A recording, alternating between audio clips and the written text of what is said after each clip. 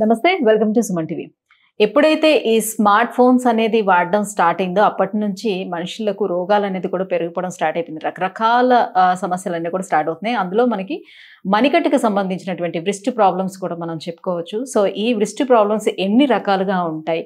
So ఎంగేజ్లో ఉండే వాళ్ళకి wrist problems ఏ రకంగా వస్తాయి, అలాగే ఓల్డ్ ఏజ్లో ఉండే వాళ్ళకి వ్రిస్ట్ ప్రాబ్లమ్స్ ఎలాంటి ఏ రకంగా వస్తాయి అండ్ దీనికి కారణాలు, చికిత్సా విధానాల గురించి తెలియజేసేందుకు మనతో పాటు ఉన్నారు senior orthopaedic surgeon doctor KG Reddy గారు from Apollo hospital, Jubilee hills.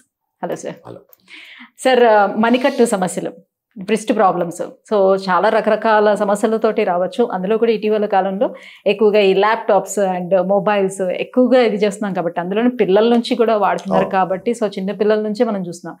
ఈ మణికట్టులో ఈ వాపు, ఇన్ఫ్లమేషన్ కానివ్వండి, లేకపోతే అదర్ ఇష్యూస్ కానివ్వండి, ఏ రీజన్స్తో వస్తాయి? కామన్ అంటే యంగ్స్టర్స్లో కంప్యూటర్ ఐటీ ప్రొఫెషన్లో ఎలా అంటే రిస్ట్ పెయిన్ వెరీ కామన్గా వస్తూ ఉంటారు డైలీ. రిస్ట్ పెయిన్తో, స్వెల్లింగ్తో, ఒక్కోసారి సివియర్ పెయిన్ వస్తూ ఉంటుంది. ఇది ఎందుకు వస్తుందంటే improper position of keyboard and repetitive use, దాన్ని రిపిటేటివ్ రిస్ట్ ఇంజరీ అంటాం. Most of the time it's ఏంటంటే పొజిషనల్ సాఫ్ట్ టిష్యూ ఇంజరీ ఉంటుంది. మేజర్ ప్రాబ్లం ఏమి ఉండదు.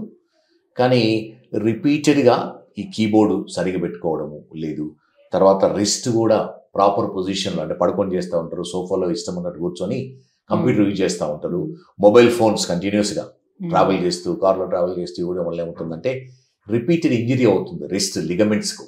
దాని నుంచి నొప్పి వస్తూ ఉంటుంది. Most of the time pain, swelling, ఓసారి కొంచెము లిఫ్టింగ్ అంటే వెయిట్స్ పట్టుకున్న నొప్పి వస్తుంటుంది వాళ్ళకు.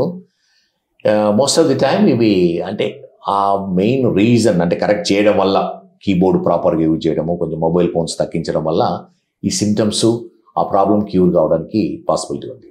ఓకే. సో ఓల్డ్ ఏజ్కి వచ్చేటప్పటికల్లా వాళ్ళకి ఎలాంటి ఇష్యూస్ తోటి వచ్చే అవకాశం ఉంటుంది సార్? ఓల్డ్ ఏజ్ అంటే wrist commonly affected by rheumatoid arthritis. అంటే ఓల్డ్ ఏజ్ అని కాకుండా 20 years తర్వాత స్పెషల్లీ విమెన్లో మార్నింగ్ పెయిన్ వచ్చి stiffness of the wrist more than 20-30 minutes ఉన్నదనుకోండి, ఫస్ట్ రీజన్ రుమటాయిడ్ ఆర్థరైటిస్ మనం రోల్ అవుట్ చేయాలి. ఇది మెయిన్లీ అంటే 20-30 yearsలో వస్తూ ఉంటుంది. Main symptoms pain, stiffness, swelling in the morning and slowly deformity of the wrist, deformity of fingers వస్తూ ఉంటుంటాయి. సో ఈ rheumatoid arthritis very common problem. ఇది ఇనీషియల్ స్టేజెస్లో డయాగ్నోసిస్ చేస్తే ఏమంటే కంప్లీట్గా డిఫార్మిటీస్ ప్రివెంట్ చేయడానికి వీలవుతుంటుంది.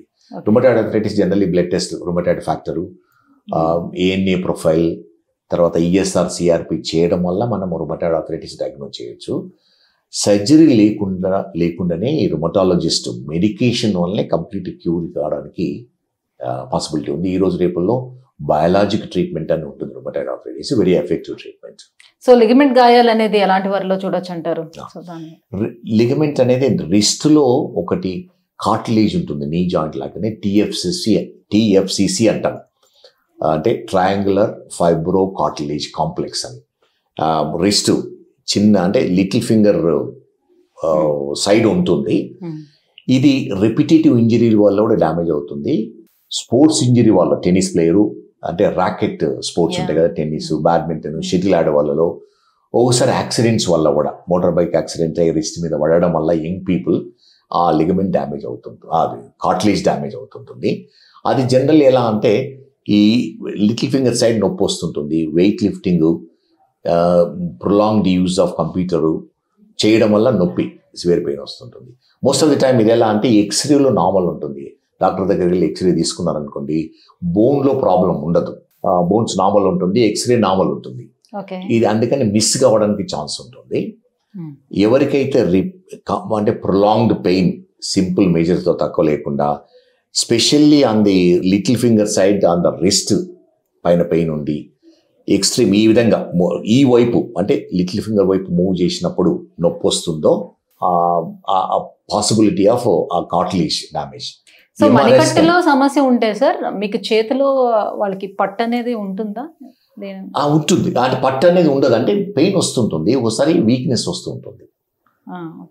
సో ఇది ఎంఆర్ఐ స్కాన్ చేయడం వల్ల ఏమవుతుందంటే మనకు ఆ డయాగ్నోసిస్ తెలుస్తుంది.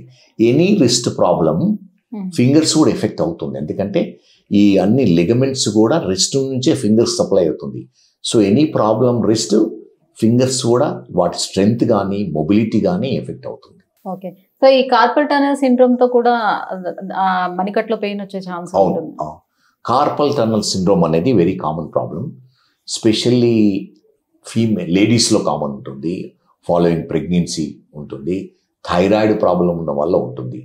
కార్పల్ టనల్ సిండ్రోమ్ అంటే ఒక నర్వ్, మీడియన్ నర్వ్ అని ఈ రిస్ట్ టనల్ నుంచి వెళ్తుంది, అంటే Boney tunnel, all around bone ఉంటుంది, ఒక సైడ్ లిగమెంట్ ఉంటుంది. సో దాని నుంచి అది అంటే ప్రతి నర్వ్ ప్రొటెక్ట్ చేసుకోవాల్సి ఉంటుంది, బాడీ చేస్తుంటుంది. అదేవిధంగా ఈ కార్పల్ టనల్ నుంచి మీడియన్ నర్వ్ వెళ్ళి ఈ థమ్ 2 ఫింగర్స్కు సప్లై చేస్తుంది ఆ నర్వ్. మన సెన్సేషను, పవరు ఇదంతా దాని నుంచి వస్తుంటుంది. ఎనీ రీజన్ వల్ల ఆ టన్నల్ అనేది ఫిక్స్డ్ ఎక్స్పాండ్ కాదు, టిష్యూ డిపాజిట్ అయ్యి దాని వాల్యూమ్ ఇంక్రీజ్ అయితే ఏమవుతుందంటే నర్వ్ మీద ప్రెషర్ వచ్చి కంప్రెస్ అయ్యి నర్వ్ డ్యామేజ్ కావడం వల్ల ఏమవుతుందంటే ఈ 3 ఫింగర్స్లో టింగ్లింగ్, నమ్నెస్, వీక్నెస్ వస్తూ ఉంటుంది. సో మణికట్టులో సమస్య ఉందంటే తెలుసుకోవాలని అంటే మెయిన్ లిటిల్ ఫింగర్ ఒకవేళ పెయిన్ ఉన్నట్లయితే మనకు అదొక లక్షణం అని చెప్పుకోవచ్చు. థమ్ అండ్ 2 ఫింగర్స్ అది కార్పల్ టనల్. నార్మల్ గా మణికట్టులో వ్రిస్ట్ లోనే ఏమైనా సమస్య ఉందని అంటే మనకి లిటిల్ ఫింగర్ లో పెయిన్ వస్తుందని అంటే వ్రిస్ట్ లో ప్రాబ్లం ఉందని తెలుసుకోవాలి. One of the reasons. One of the reason. ఎటువంటి ట్రీట్మెంట్ విధానానికి వచ్చేటప్పటికి ఎలాంటి ట్రీట్మెంట్స్ ఉన్నాయి సార్ దీనికి? కార్పల్ టనల్ ఇనీషియల్ అంటే మైల్డ్ సిమ్టమ్స్ ఉన్న వాళ్ళకు సింపుల్ ఫిజియోథెరపీ, ఎక్సర్సైజ్, చిన్న స్ప్లింట్, యాంటీ ఇన్ఫ్లమేటరీ వల్ల సబ్సైడ్ అవుతూ ఉంటుంది. ఒకవేళ కొంచెం సివియర్గా ఉంటే ఒక్కోసారి ఇంజెక్షన్ ఇస్తాం, అక్కడ స్వెల్లింగ్, పెయిన్ తక్కువ అవ్వడానికి local anaesthetic, small amount of steroid ఇస్తాము. ఎవరికైతే సివియర్ సిమ్టమ్స్ ఉండి ఈ మెజర్స్ వల్ల తక్కువ లేదో చిన్న ఆపరేషన్ అవసరం ఉంటుంది. Most of the time local anaesthesia ఇచ్చి ఆ టన్నల్ను ఎన్లార్జ్ చేస్తాం, అంటే చిన్నగా ఫేషియాను కట్ చేయడం వల్ల అంటే ఎక్స్పాండ్ అయ్యి దాని వాల్యూమ్ ఇంక్రీజ్ అవుతుంది. కంప్లీట్లీ క్యూరబుల్ కండిషన్ ఈ సర్జరీ వల్ల. ఓకే. సో ఈ మణికట్టు సమస్య ఉండేవాళ్ళు అంటే వ్రిస్ట్ ప్రాబ్లమ్స్ ఉండే వాళ్ళకి ఫిజియోథెరపీ కానీ లేకపోతే పట్టీలు ఇవ్వడం కానీ ఇలాంటివి ఏమైనా సజెస్ట్ చేస్తారా? అవును, అంటే ప్రతి ఆర్థోపెడిక్స్లో ప్రతి ప్రాబ్లంకు ఫిజియోథెరపీ అవసరం ఉంటుంది. ఫిజియోథెరపీ అంటే ఏమన్నట్టంటే muscle strengthening, muscle stretching, 2 types of exercises ఉంటాయి జనరల్లీ మసిల్స్కు. స్ట్రెచింగ్ ఎక్సర్సైజెస్ ఉంటాయి, స్ట్రెంథనింగ్ ఎక్సర్సైజెస్ ఉంటాయి. ప్రతి ఆపరేషన్ తర్వాత ప్రతి ఆర్థోపెడిక్ ప్రాబ్లం వాళ్ళకు ఈ ఫిజియోథెరపీ అనేది కామన్.